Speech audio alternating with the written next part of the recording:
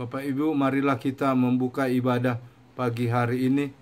Kita dengan bernyanyi dari buku ND HKBP nomor 481 ayat 1 dan ayat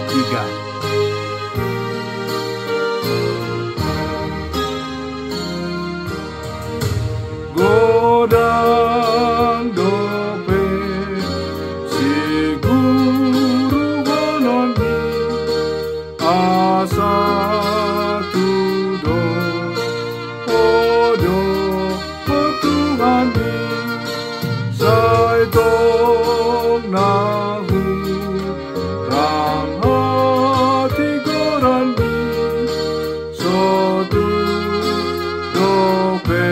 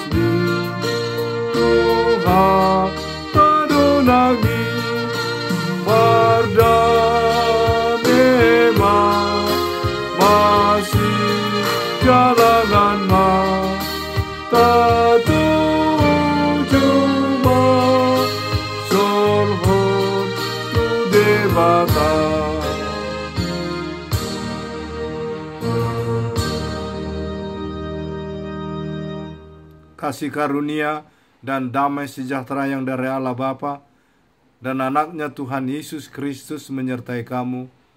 Amin. Yang menjadi nats renungan bagi kita pada hari ini, Jumat 29 Januari 2021, diambil dari Injil Lukas pasal yang ke-6 ayat yang ke-27 hingga ayat yang ke-28. Demikianlah bunyinya. Tetapi kepada kamu yang mendengarkan aku berkata, kasihilah musuhmu, berbuatlah baik kepada orang yang membenci kamu, mintalah berkat bagi orang yang mengutuk kamu, berdoalah bagi orang yang mencaci kamu. Demikianlah firman Tuhan. Kasihilah musuhmu. Tuhan Yesus mengajarkan untuk mengasihi musuh, mendoakan dan memberkati mereka. Kalau kita membaca dalam Injil Matius pasal yang ke-5, ayat yang ke-38 hingga ayat 48, yang merupakan ayat paralel dengan Lukas pasal 6 ayat 27 sampai 36, dikatakan dalam ayat 38 hingga ayat 39 dalam Matius pasal 5, kamu telah mendengar firman, mata ganti mata dan gigi ganti gigi. Tetapi aku berkata kepadamu, janganlah kamu melawan orang yang berbuat jahat kepadamu, melainkan siapapun yang menampar pipi kananmu, berilah juga kepadanya pipi kirimu. Dalam Injil Matius pasal 5 ayat 43 sampai ayat 44 dikatakan, kamu telah mendengar firman, kasihilah sesamamu manusia dan bencilah musuhmu. Tetapi aku berkata kepadamu, kasihilah musuhmu dan berdoalah bagi mereka yang menganiaya kamu. Dari nats renungan ini kita dapat menerima pengajaran dari Tuhan Yesus supaya orang yang percaya kepada Tuhan Yesus mau mengampuni dan tidak membalas kejahatan dengan kejahatan. Tetapi Tuhan Yesus menginginkan bahwa orang yang percaya kepadanya senantiasa melakukan kebaikan, tidak melakukan hukum pembalasan kejahatan dibalas dengan kejahatan. Tetapi seperti apa yang tertulis dalam surat Rasul Paulus kepada jemaat Roma pasal yang ke-12 ayat 17 dikatakan, "Janganlah membalas kejahatan dengan kejahatan. Lakukanlah apa yang baik bagi semua orang." Dalam surat Rasul Paulus juga pada jemaat Roma pasal 12 ayat 19 dikatakan, "Saudara-saudaraku yang kekasih, janganlah kamu sendiri menuntut pembalasan, tetapi berilah tempat kepada murka Tuhan Allah, sebab ada tertulis, pembalasan itu adalah hakku, akulah yang akan menuntut pembalasan," firman Tuhan.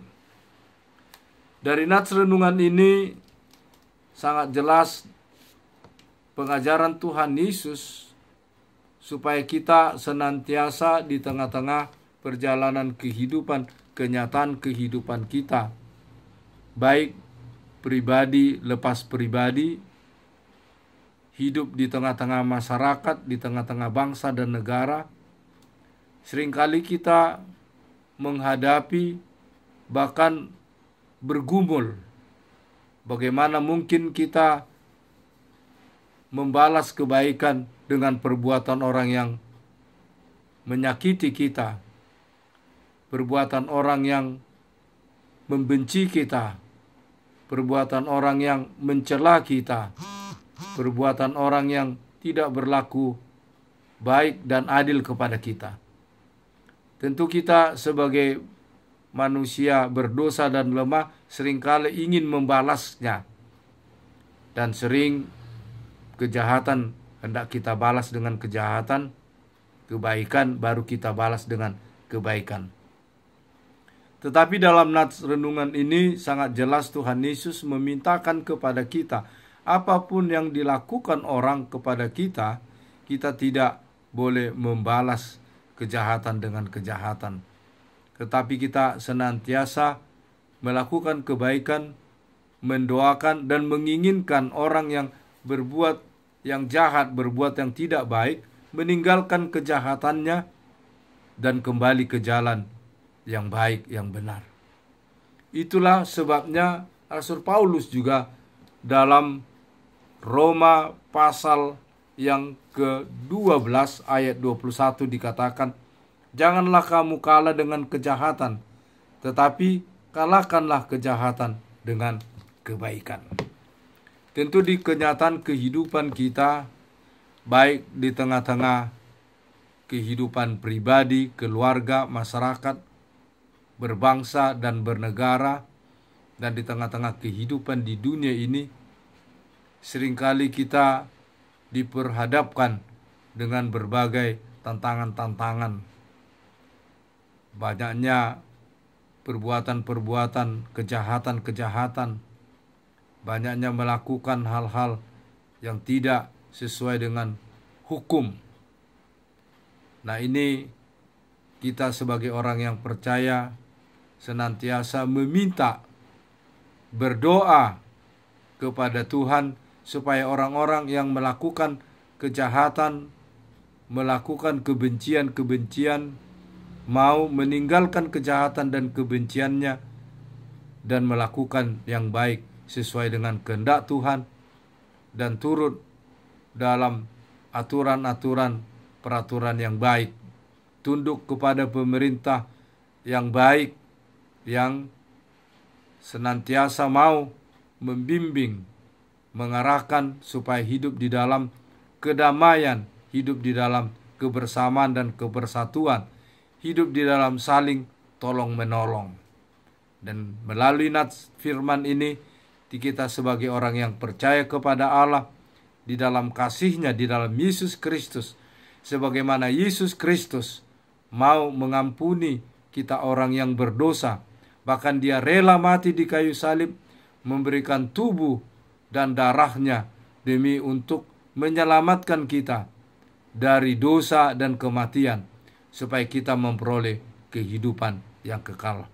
Kiranya firman ini menguatkan kita di tengah-tengah masa-masa yang sulit pada saat ini, dalam masa pandemi ini.